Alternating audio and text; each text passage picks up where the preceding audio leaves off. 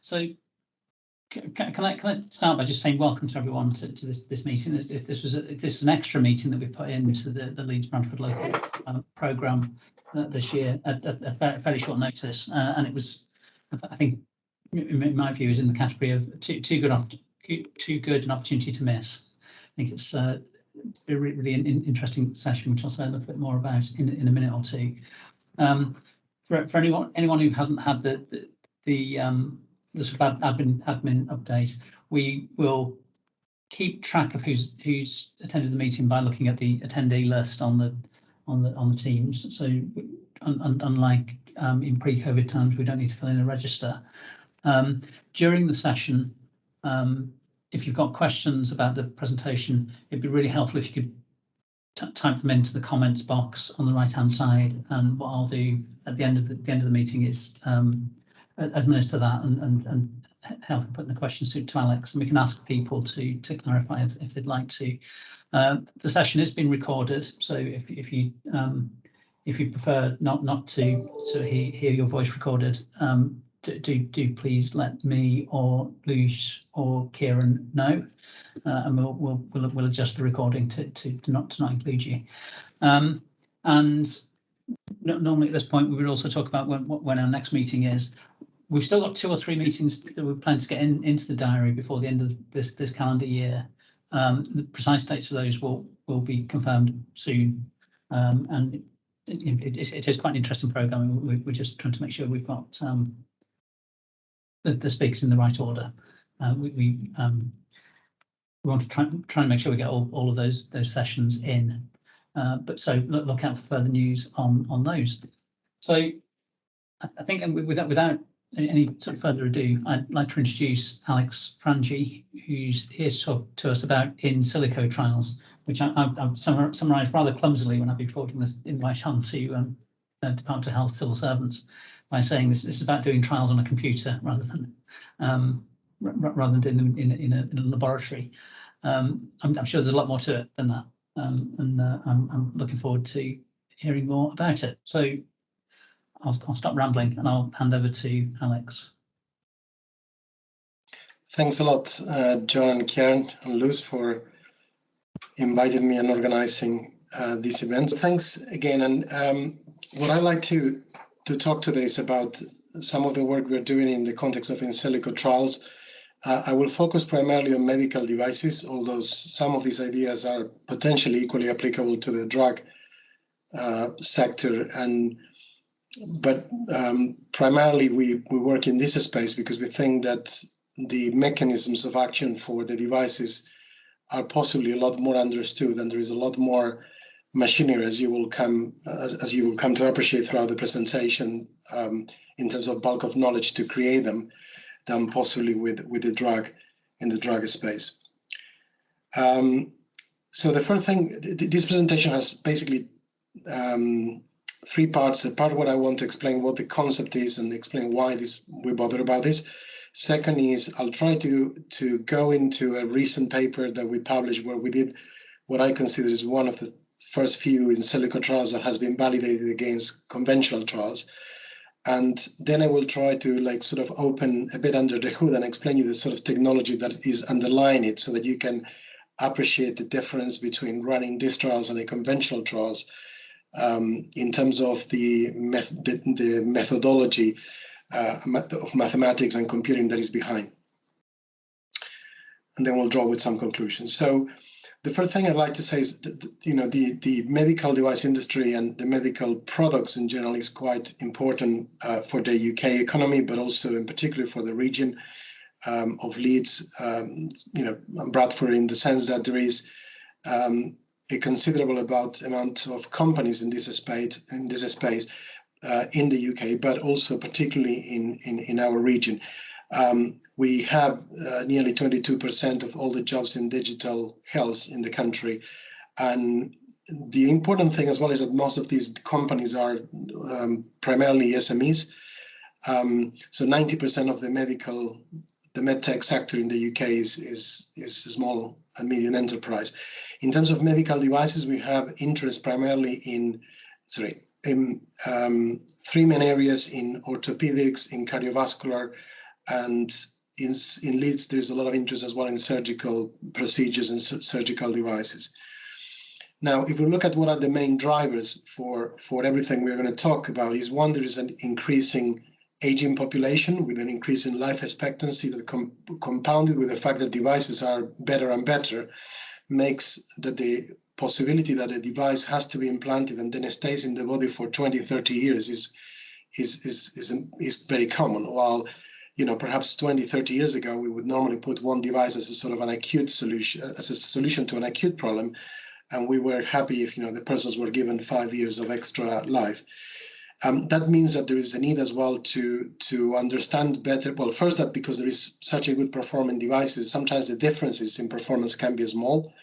And from a powering point of view, of course, you would need larger trials to see differences, but also because it's no longer possible to actually do trials where you expect 10, 15, 20 years of post-implantation to look at the performance and try to do a conventional trial, because probably by that time, all the technology has moved on anyway.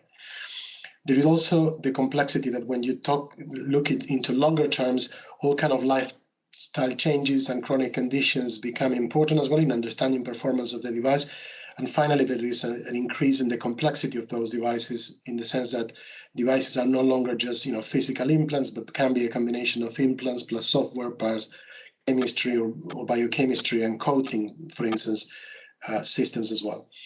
In addition, the importance of minimizing risk of adverse effects is growing, therefore, but in general, there is a reduction in the trust on the medical device sector because of a number of horror stories that have come in the headlines, and that has affected as well shareholder value. So as a consequence, it's quite important to find ways to rationalize the costs in R&D and to reduce the time to market, so that we can make sure that we have safer, cheaper, and also faster availability of technology for the best of the patients. Now, if we take a step back and we look at the automotive industry, which is about 4 times the size of the medical products sector, we've seen that over 30 years, there has an impressive amount of changes in terms of the technology that we are able to produce. But not only in terms of the product, but also in terms of the processes that we utilize to arrive there. So we know we rarely do kind of wind tunnels as we used to do with dies and proper wind, but we actually tend to use a lot of numerical simulations to essentially extract the same information. But also, we tend to use virtual prototyping for reduced amount of physical prototypes we need to build, with all the consequences in terms of waste and cost. But also, we're increasingly utilizing AI into the self-driving cars. So you can see that there are technologies, again, not only in the technology we produce, but also in the methodology by which we produce the car in this case. Now, if I show you 30 years of development in one of the devices we're going to talk now, which is intracranial aneurysms, which is a bulge in the vessels of the brain that can grow and potentially burst and produce an hemorrhagic stroke. What we see is that the typical treatment, the initial treatment was to do clipping, which is basically put literally a clip in the neck of the aneurysm to remove it from the circulation, but that required craniotomy. Now, from the minimally invasive procedures, which started in the 90s, we have techniques like coiling with a scaffolding stents, or flow diverters, which is high porosity stents that actually reduce the amount of flow going into the aneurysm. So what all these 3 things try to do is reduce the amount of flow, stagnate the flow in the aneurysms, and as a consequence, promote coagulation and closure of the aneurysms. Now, if you think this as an engineer, this is essentially a bunch of wires in different shapes and forms, but fundamentally the technology is a bit basic. Now, there is all kind of complexities in terms of the materials, how to get your devices put in the right place and so on, but the technology is not very sophisticated. And after 30 years, still we have 20% nearly complication rate and nearly 3% mortality rate.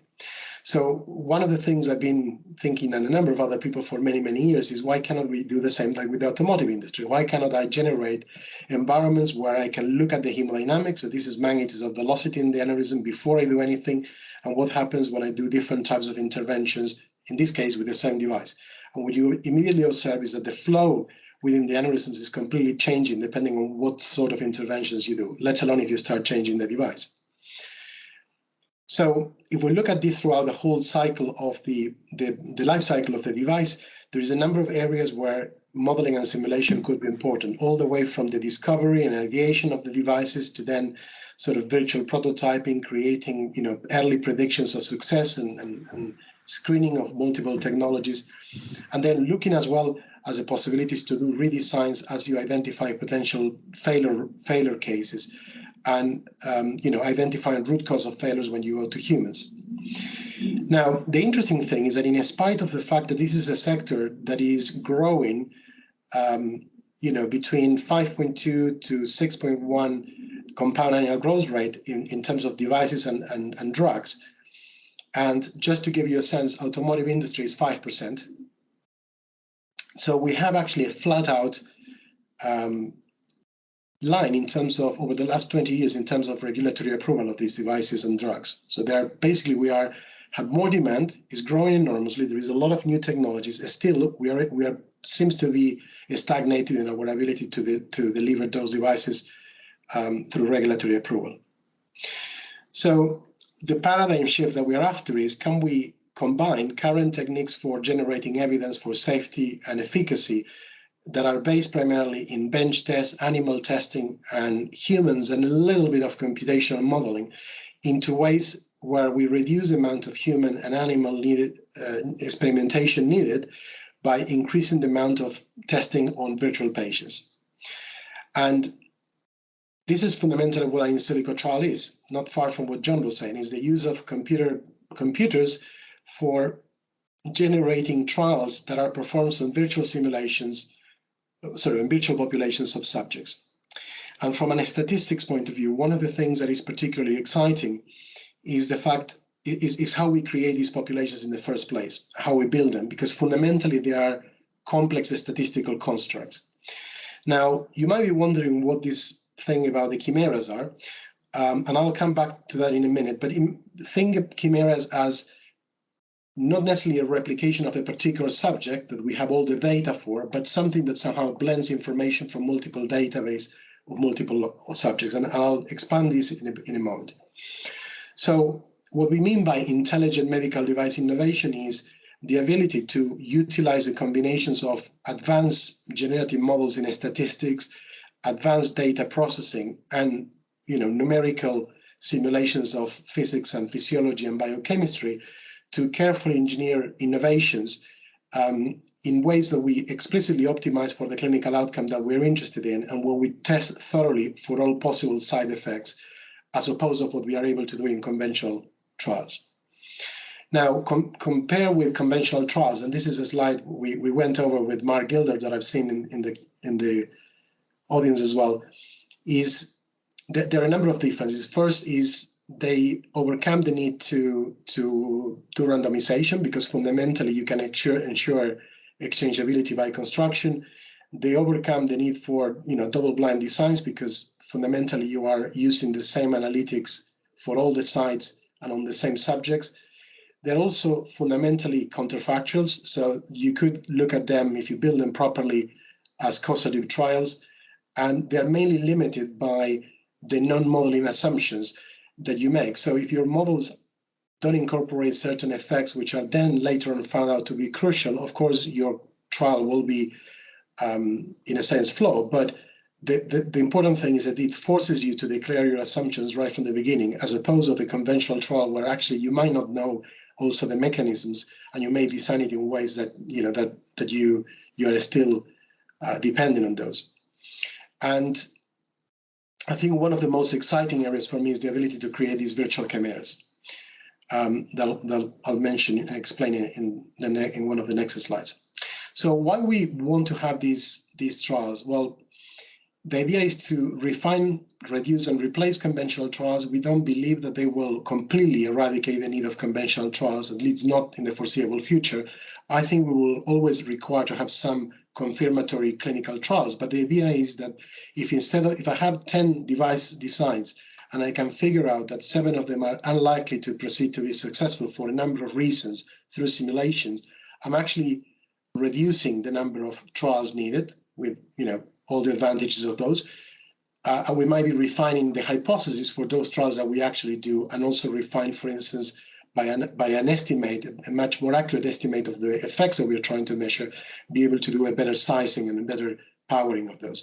And replace, well, there are situations where you simply cannot do a trial because either they are rare diseases where you don't have enough populations, or there are situations like in pediatrics where you may not even have the ethics approval, or situations which are completely, just unethical to do it even in adults. Like there are some recent regulatory approvals, for instance, by Medtronic, where they have got approval by FDA to utilize certain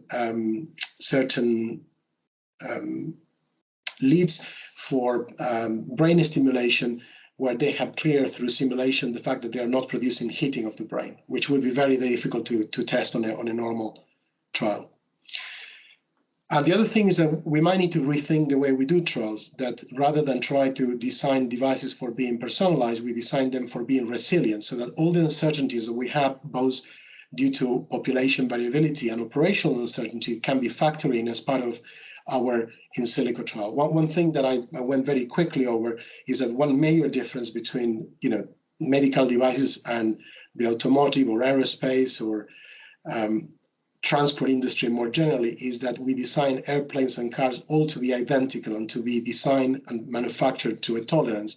Well, actually, devices need to be built so that they can operate under subjects, which each of them has a very different profile. So just to give you a bit of a more visual view about how this looks like, so imagine that we would have a library of anatomical models that come, for instance, for analytics on large data sets of images. And what I'm showing there are brain aneurysms extracted from rotational angiography scans. And imagine now that we can actually, for each of those geometries, we can do a virtual implantation of devices, like in this case, the stent. What I can then test is multiple, so with the same device, on multiple anatomical models.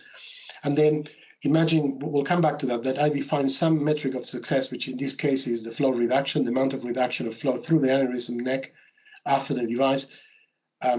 So what I can see is how the same device performs in two different anatomies. But what happens now if I have in a different database models about physiological regimes of those devices? So for instance, the blood pressure in the carotid artery as obtained, for instance, with ultrasound or with MR, or even with calf measurements in the arm, and then somehow we can propagate through one-dimensional models to the carotid arteries. What I can start generating is models of the variability, the physiological variability of velocity at the inlets of these aneurysms in rest conditions and in stress conditions, in rest and stress conditions. And the variability around the solid line corresponds to the variability, in this case, across 100 subjects that we had measurements of. So we can both understand the variability intra-subject, but the variability also across subject, and test devices into each of those conditions. So I could have a situation where I have the same geometry, the same device, but different physiological regimes, and look at the influence of those in my outcome variable. And then finally, and of course, we might want to have the same physiological regime, the same geometry, but two different devices. This is something you could never do in a conventional trial, because once you put a device, you couldn't put a second one most of the times. But you could do these head-to-head comparisons by doing virtual implantations on those. Now, if you put all these three things together, and this is just an example of three sources of variability, what you end up is with this pictorial definition of what an in silico trial is. Effectively is a computational simulation space where in one dimension, you have models that produce generative instances of the organ of interest and other variables like mechanical properties, rheological properties. Another that represents the physiological or operational regime. So the physiological could be the ones we talked before, but operationals could be uncertainty we have in the exact positioning of the deployment of the stent within the anatomy, because we might know that clinicians have whatever, a 10% tolerance in the ability to release the device there where they actually want. So you could incorporate those as well. And then finally, of course, the dimension of the device. So what each of these dots represents in this space is one virtual experiment. I'll come back in a moment describing a bit more what goes into one of those dots. Now, how you fill this information? Well, there are databases like UK Biobank, or potentially in the future Yorkshire Imaging Collaborative, or the Leeds care records that can provide population data or real-world evidence on a lot of these variables that we're interested in. The unfortunate fact is that most of the times we will not have the full set of variables for the same individual. We may have a lot of imaging from some patients for which we don't have invasive recordings. We may have invasive recordings for people from whom we don't have imaging. So there is where the chimeras come into place. It's actually how you blend from all of these databases that effectively provide you marginal distributions, an assembly of what effectively is a joint probability that provides you some sensible results. Because we all know that it's only under certain conditions of independence, for instance, that based on the marginals, we might be able to estimate the joint probabilities.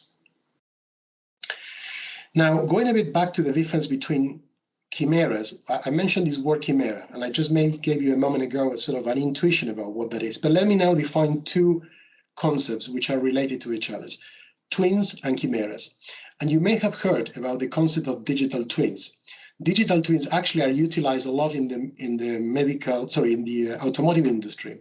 So they have now these digital dummies that you can do a digital crash of a car and look at the forces of impact onto the body, and therefore understand what is the risks and whether the whole safety aspect of the car was well designed. Well, this is a similar concept. And imagine for a moment that you have a particular trial. We are working, as you will see later, on TAVI as one of those demonstration areas. And there is a study which is called REPRISE 3, where we have applied a particular device to N subjects and then another alternative device to M subjects. And we want to establish comparisons between these two devices. So a twin would be to take each of these subjects, which is Mr. White, Mrs. Smith, and Mr. Johnson, and each of those subjects create an anatomical model, a physiological model, and an intervention model based on the data from that particular subject. So what we effectively do is we create a digital twin from each of those individuals. As a consequence, my virtual population is a population of twins. And that population will have the same size than the population of my original trial. If you think about the matrix that I was talking before, the matrix that contains anatomy and physiological variability on device looks something like this, where we don't have data for all the white dots and we have data of virtual twin for all the black dots. Now, if you look at this, for a particular device design, we have it only in one particular individual. I should have said for every subject, we only have one particular device design. Now, one other approach is that, and the big problem of this design is that you need to have a conventional trial before you can do a twin trial, which kind of defeats its purpose. Now, twin trials are important, I think, from a point of view of validating the in silico trial approach, and I'll come back to it in a moment. But the trial that I will talk in a minute is actually a chimera trial, where what we do is a slightly different approach. Is we start with data sets from some subjects we may have purely anatomical data, from other physiological recordings and so on, and I create a statistical deep learning, machine learning model that is generative. That means that based on a number of subjects, I can create a model from where I can sample from that distribution. And then therefore I can generate a much larger number of virtual subjects, which no longer corresponds to any of the original individuals that I had in my initial data set.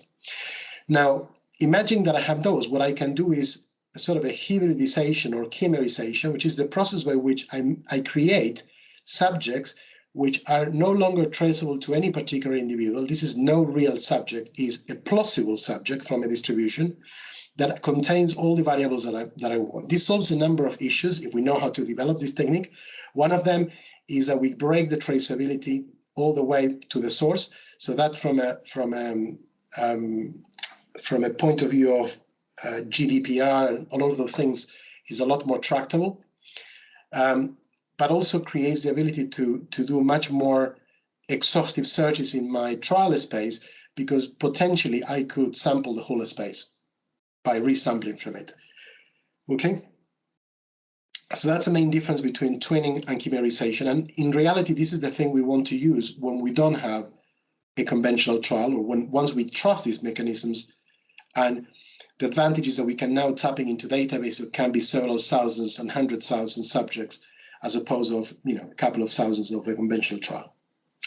Now, all of this is nice and very abstract. So what for us is very important is to nail it down into some driving examples. And I've been working for quite some time in flow diverters of brain aneurysms or embolization devices. And we are, for some time now, working with colleagues in TAVI or transaortic valve implantations devices, where we are a lot more in a nascent stage. So we'll discuss a bit more on the first point, and I will give you some elements of the second one that we are developing in that second context. So, and hopefully I will indicate a bit the underpinning methods as we go. So let me start by the end. Let me show you the results of a paper that has been published like 2 or 3 weeks ago in Nature Communications from our group. This paper took us about 8 years to develop. All the tools. The trial itself took 3 months to do. And the conventional trials that I will compare against took between 6 and 8 years to do. Now, you may say, well, you spend 3 months, but you spend 8 years developing the models. What's the advantage of this? Well, the advantage is that I can reutilize those models in completely new hypotheses for new trials, while in conventional trials, once you collect the data for a particular question, you might not be utilizing it for a second question for a number of reasons, including the size of the trial itself. So, do you remember the matrix that I was showing? And I said I will show you how each of these dots looks like. So this is a dot, one virtual experiment. So we start from images. We use AI and image analysis to extract anatomical models of the vascular tree. If you do a conventional segmentation, it comes with a lot of clutter from the background, so you need to clean it up. You need to then generate detailed, high-quality water-type surface meshes. You need to generate volumetric meshes for running finite element analysis subsequently. So basically what this is breaking the volume. So here we only have a shell, a surface shell, but I need to break down this into a small tetrahedra for solving equations, in this case, Navier-Stokes equations. I need to develop techniques for doing virtual implantations of device and coils. This is another type of device that we use. In our study, we're only going to use flow diverters. And then you need to assemble the boundary conditions, so the physiological regimes. You throw this into a number crunching machine that actually solves the equations of interest, in this case, Navier-Stokes. And after you are done this, that outputs a number of simulations, which, as a medical image analysis guy, I see them as a virtual image. So these images of flow, so these are the streamlines, show you what happens in the 3 scenarios that I showed before, with stents and coils, with coils alone, with stents alone. And in this case of this study, there is an extra complication that we are not interested in changing the flow per se. What we are interested is in producing clotting. So we also need to mold the biochemistry about how the reduction in flow triggers a clotting process and generates solid clots into the aneurysm, which effectively are the ones who close the aneurysm and tell us that we've been successful. Okay? So a number of models, these are just a few of the publications for the whole pipeline, the validation for developing all the techniques behind. But you can see there is AI, there is image processing, there is numerical simulations, there is high performance computing behind this as well, and cloud distribution of this. So let me show now what we call FBpass, which is the in silico trial we developed. We call it flow diverter performance assessment in silico trials. And I'm more interested in telling you the sort of questions you can answer with in silico trials that bog you down with the details of the findings in this particular study, but so that you understand that it's well designed. We came out with 4 things with this trial. First, we predicted where these pipeline endovascular devices, this is the device we tested, which is from Medtronic. So we predicted the efficacy and we compared that with conventional devices. We identify why certain failure scenarios happen. We also produced evidence that advanced models can be explained those failure scenarios. And we also identify some biomarkers that we can utilize for predicting PED failure. So let me just go this way. So the first thing we did is we had to build a population. And that population is built on a database that we developed in a European project, from where we did a selection, an inclusion and exclusion criteria applied to that reduced us the amount of cases from the original ones to a certain amount that was compatible with the designs of 3 previous trials: the PROOF trial, Aspire trial, and Premier. These are 3 trials run by industry for testing the same device that we were testing. And what we did is we checked that the demographics of our populations were consistent with the demographics of those trials. Remember that we didn't have access to the trial data from any of the 3 of them, so we had to build a population based on real data sets from a 4th source. So we need to compare that we were not being inconsistent in our population. Then we develop a design. So this is, I'm not going to go into all the details, but we worked together with Keith Roos, who is an epidemiologist, in the design of the whole study, and is a single-arm binary outcome where we tried to actually mimic the same sort of success criteria and the same design that is previous trials before. There's a few of them that we also didn't do a final comparison because it was not possible to do it for a number of conditions, but we focused primarily in PROOF, Aspire, and Premier. We demonstrated that we could predict efficacy. Now, what do we mean by that will come clear when I explain the models that we use in underlying this. But fundamentally, what we demonstrated is the flow diversion efficacy predicted with this model was 82% for normotensive subjects, which was in the range of the 3 other trials that were tested before. What we could also do is create scenarios that those trials could not create, which was hypertensive scenarios, where we demonstrated that there is a significant reduction in the efficacy if you apply those devices to people who have a baseline hypertension.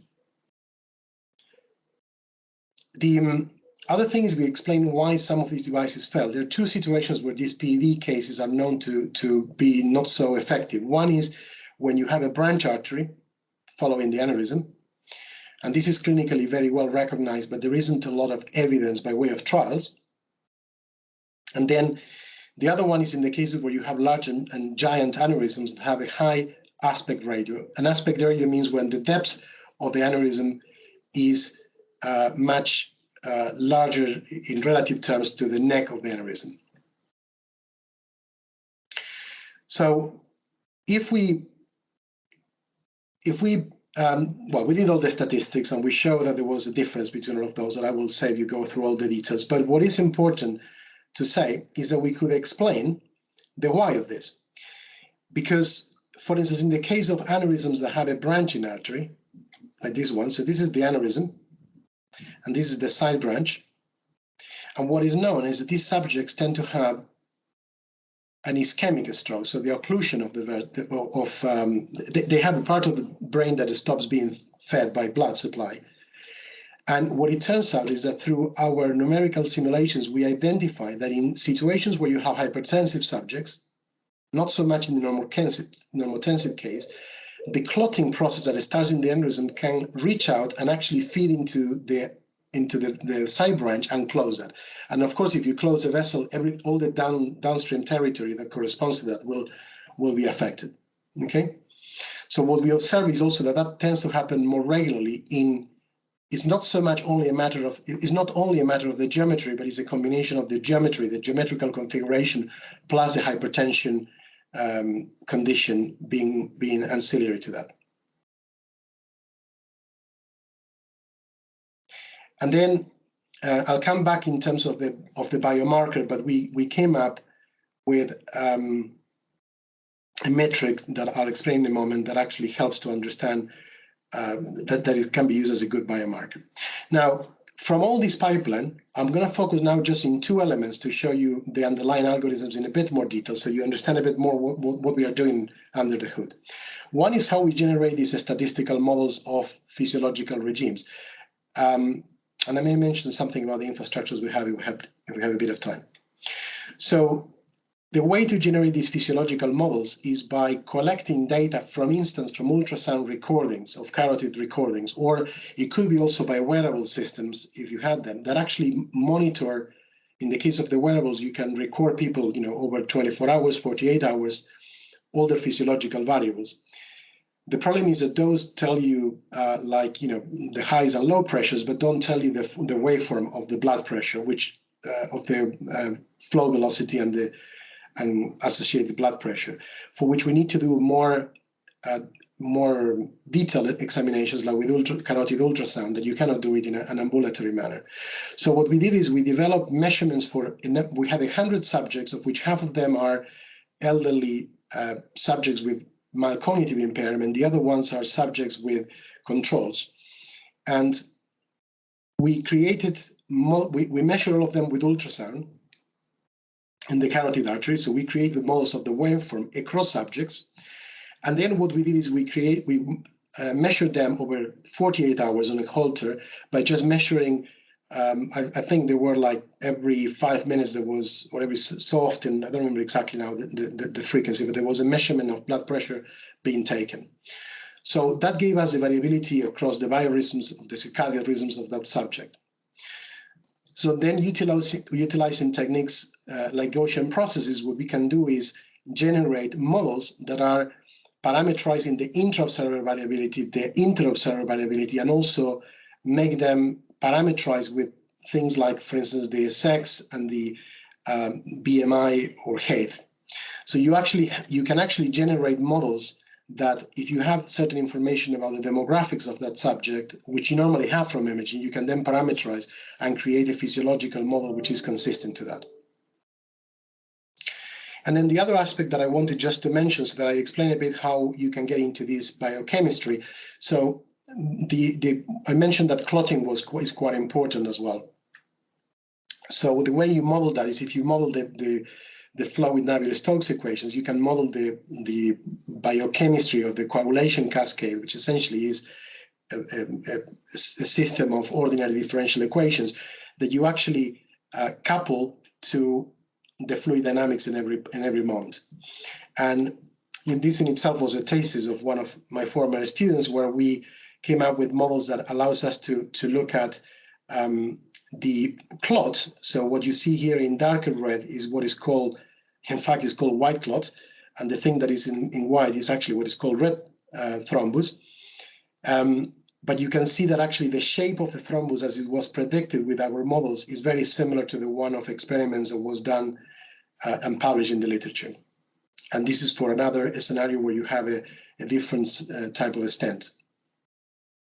Now, what we found is that one parameter that is actually quite important is the ratio between the white thrombi, which is essentially rich in platelets, and the red thrombi, which is deficient in platelets. And we define something which we call flow-induced platelet index, which is our outcome measure fundamentally.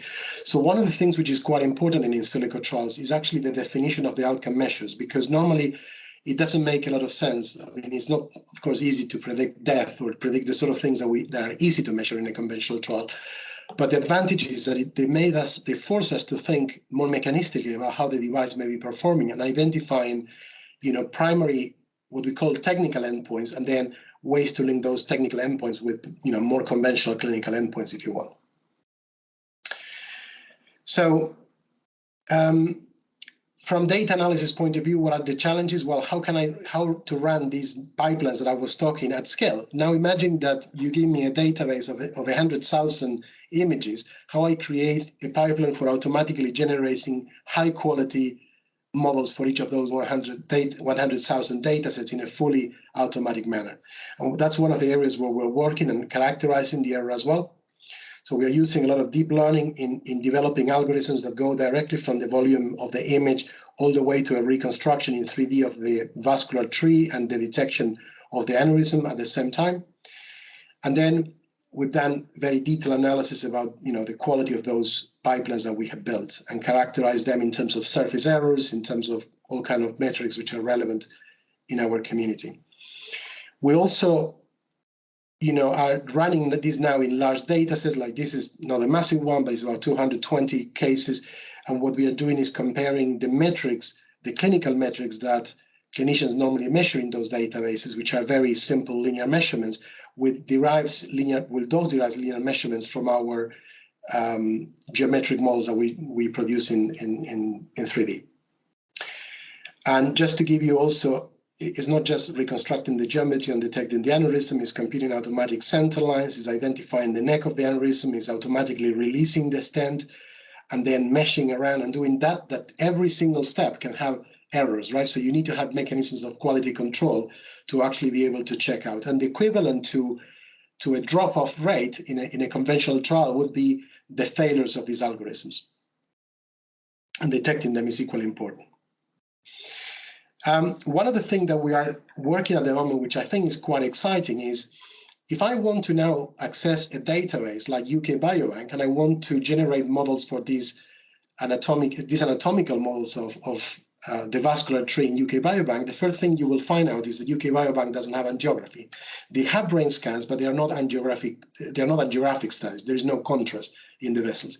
So we are working at the moment in methods that actually allow you to generate a contrast angiographic imaging from a non-contrasted MR. And this is actually impressive work by one of our members. So what you see here is the gold standard of the original. So we have a data set for which we have angiography and non-angiography. So what we develop is a method that if you give me a non-angiographic image, we can predict an angiographic scan and compare these with the ground truths. I bet you that it's going to be very difficult for you to pick up which is the real one and which is not if I don't tell you. In fact, I'll do that test in a minute with you. And we then compared manual ground truth measurements against those derived from our models to validate that we're getting this right. So this opens the way that in UK Biobank we have 40,000 subjects with brain scans, that if we can generate all these angiographic scans, we can generate virtual populations with input data on the order of 40,000, which no trial has ever done in this space. So let me do a Turing test with you. So what I'm going to show you now is two data sets, and I'd like you to think about which one is the real one and which one is the synthetic one, okay? And what you see there is the two data sets next to each other, and I'm just slicing through the volume. Now, it's a bit complicated to see this because it's tomographic scans, so it's very difficult to see the difference here. So to make it a bit simpler, I'll do a second visualization of the same data set, so they're in the same position that they were before, which is called a maximum intensity projection, where you will see the whole vascular tree. So here what I'm doing is I'm plotting all the vessels as I integrate, as I integrate across the volume. Now, have you made your pick about which one is the real and which one is the synthetic one? Well, the real one is the one on the right, okay? The other one is the synthetic one. And we've done this test with a few people and they had challenges to really figure that out. So don't be surprised if you haven't picked that up. So things we are doing at the moment moving forward is actually starting to design devices where we are looking into the literature for questions that have been unanswered or sort of conundrums that there are, and try to figure out how we can sort of try to answer these with the populations we have in this space. We are also developing the notion of in silico observation studies. Like, for instance, our clotting models have two thresholds which are important. One, which is related with the shear rate, and the other one that is connected with the residence time. And what we gave some values to those, but what happens if those values are wrongly selected? Then we will have a lot of other things potentially wrong in our model. So what we did is we did simulations for sensitivity analysis where we show that if we actually get the ranges within these numbers, we actually get a spontaneous thrombosis in these aneurysms in only about 40% of the subject, which is what is known in the literature to be the case. And we also found that the ranges that we had to use are consistent with those that in the literature were reported. So we are doing a consistency check of our hypothesis as well. That's what I was saying, that sometimes you can be more transparent about your hypothesis and checking them. And then the last thing I'd like to show you is about TAVI. So we're not yet in the stage where we're modeling the device itself, but I want to show here some of the work we've done in modeling the populations. So these are three-dimensional models of the full heart derived from UK Biobank on 40,000 subjects. So these are analyses we've done directly on the full set. And one of the things we are working at the moment is in how we can create in these models that contain multiple parts. What happens is certain parts, for instance, the valves are better visible in one modality, say ultrasound, while the rest of the chambers are visible in MR much better. And we have those from different subjects. We have for each subject those in the two databases. How can we blend them into a single model that puts them together into a model that contains contains all the chambers and the valves as well? And the second example case would be what happens now if I go further and actually I only have the valves from one population of subjects and the rest of the heart from another one, like UK Biobank. Can I actually blend those? So we are developing some models to do what is called par-based compositional networks, where we can build models for each of the parts and then mechanisms of assembling together into a single model at the end. And I'm not going to get into the details of those, but this is some of the sort of more advanced algorithms that are required. So I think in the benefit of time, I'm going to push back to my last slide, saying that it's very important to have these driving exemplars, and that's why we stick with those and develop concepts at the same time that hopefully are more generic than for that case. I think working on these in silico and twin and chimera trials is going to be very important for establishing further evidence in this space. And to me, it's crucial the collaboration also with trial methodologies that are interested in these approaches, because I believe there is a lot of stats to be done, but it's very different, I would say, to the kind of the statistics I'm more interested in. It's not so much what you do at the end in the analysis, which is not very different possibly than conventional trials, and probably they're even easier in a sense, but more in how we build those chimera models and those sort of more mechanistic models of the parts that we need to assemble and the populations we need to assemble. And I put there a list of key publications from the US and the UK, and you'll see most of them are 2020, 2021 to emphasize how timely and critical it is, this whole topic of regulatory science and innovation that is at the moment, that is kind of the key area where all this work is underpinning. So I would be very keen, and as I mentioned to John and Karen, is to figure out if there is the interest and the possibility of creating some sort of network or working group around in silico trials, working with the Royal Statistical Society with the idea of sort of establishing a more interdisciplinary dialogue in this space. And finally, I'd just like to say thanks to a lot of people that work in the lab in different areas. This is my most direct team. But also we are starting to meet in Leeds on a Friday basis, on a weekly basis on Fridays to discuss ideas for grants. And there is a bunch of people who are regular attendees that are we are open to others that might be interested in joining us. So thanks a lot. Absolutely brilliant. Thanks very much, Alex, for that. That talk. And I'll just say to other people on the call, if you've got questions you'd like to ask, please do feel free to put those in the chat bar on the right hand side. I just wanted to, I've got a couple of questions perhaps just to get us started. And I think the one sort of general thing I wondered is, this all seems very brave new world, and I wondered if you had any sort of general views of how either the regulatory industry or the clinical profession where they are in terms of welcoming or accepting this sort of methodology? So I think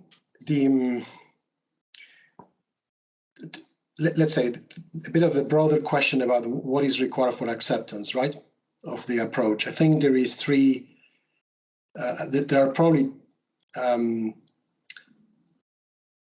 two aspects. One is the regulators are actually driving. I mean, the US has been developing the concept of, they don't call it in silico trials, they call it computational modeling and simulation, CM&S. But FDA, which is not only a regulator, but also a research body, so they do have their own internal intramural research, has been driving the agenda for 10 years now in this space. And there is now a new office for regulatory science and innovation that is driven by Tina Morrison, who has been in this area for driving it from within FDA. There is an awareness in regulators that, particularly in the US, that there is a need for changing the way that devices are regulated and create inlets for regulatory evidence in this way. And in fact, there is already evidence of a number of devices that have been approved with at least partial information in their dossier coming from simulations. There is lobbies both a similar thing is happening in Europe with EMA. The only thing is that this has probably picked up over the last 5 years.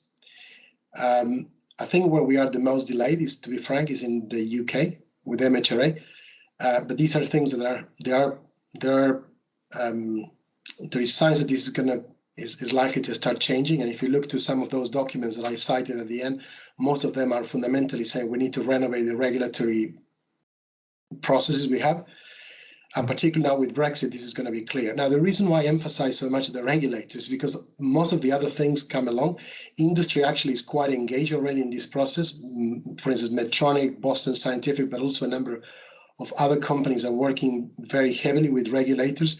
So in the US, there is something called MDIC, or Medical Device Innovation Consortium, that you can have a look at, mdic.org, that has pretty much all the device companies involved. Avicena is equivalent in Europe. And again, we don't have anything like that in the UK. So that's, but the industry, because they're global, they are sort of all having to, they're working in this. And the problem in the UK is that most of our industry is SME, so they have an extra need to have different methods, because you can't just go, if you're a small startup, going through the conventional process is extremely expensive and probably unviable. Yeah. The clinicians, I think there is everything out there, but I've collaborated already for 10 years with people who believe in this approach, and I reckon we have Malenka and others in the line as well who are sort of converted to these approaches. But of course, there is a lot of validation to be made.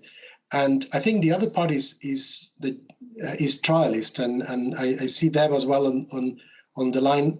I think we need to work more closely in terms of understanding the differences between these and conventional trials. And also there are things that are called in silico trials, which essentially are data augmentation exercises, which I think is slightly different and a lot simpler than what we are talking here, methodologically at least. And that's why if you look at that publication we did, there is actually a clinician, James Byrne, who is a neurointerventionist from Oxford, and Kit Roos, who is an epidemiologist from Nijmegen, that also were part of the work, because we wanted to signal that this is something that has a credibility from those communities as well. The only thing is we need to generate more of those sort of seminal, pivotal papers, if you want, that sort of start turning things around. Yeah, it feels like I guess there's a sort of evidence problem and a sort of regulatory and systems problem as well, which needs to challenge. I'm aware that a couple of people have either got their hands up or have posted questions. I mean, we've only got 5 minutes left of the time. Can I just bring in John Kent, who I think wants to ask a question? I'm not sure whether you have to unmute, John. Sorry, I've either clicked something by mistake or whatever. No, I didn't have a question, but thank you very much. I think there is another question in the. Okay, I think Deb has one. Rob's question. I can see that Deborah's got a hand up as well. So Rob's asked that some of this might apply to drugs as well as medical devices, and which aspects do you think would translate well and which less well to a drugs question? So Rob, the main issue with drugs is understanding the mechanism of actions and having accurate models for those.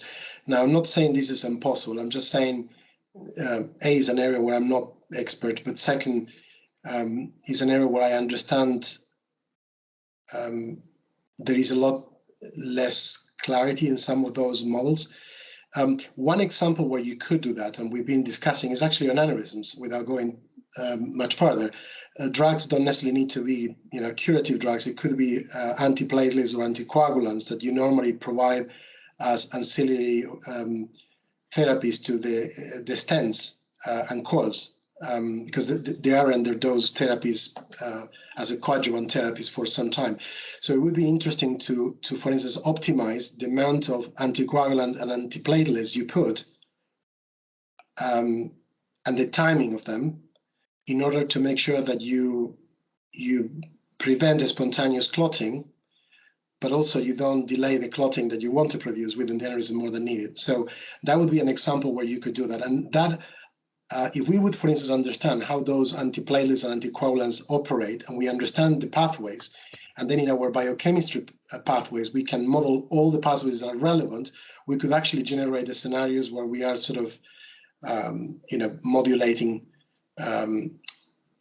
those interactions and model that. But I don't know if I answered, Rob.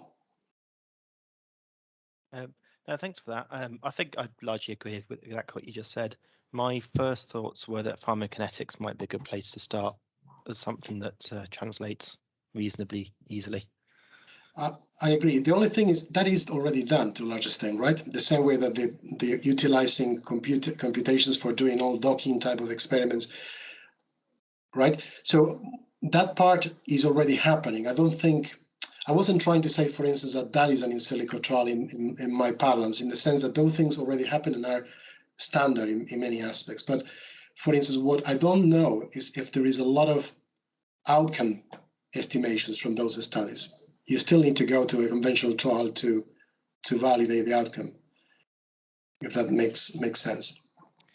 Yeah, that does make sense. I think what I was thinking with the pharmacokinetics was much simpler than what you've been talking about, but you could probably use some of the earlier stages of your sort of process to create the virtual populations effectively to parameterize your PK models, and that might be maybe better than just taking a mean field or trying to sort of naively sample. So, yeah. But much simpler. But it was interesting. So thank you for that. We've only got a minute left on the clock, but can I bring in Deborah, who had a hand up? Hi, yes. Oh, I'll just move my camera.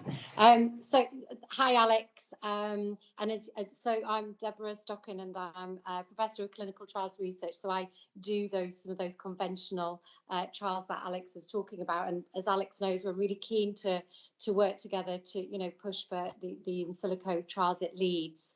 And it comes back to a question earlier about accepting communities, and obviously we've been working in clinical trials for many years in Leeds, 25 years in Leeds. And I think the trials that you're talking about in terms of conventional trials are those kind of definitive late phase trials, sort of hypothesis driven RCTs.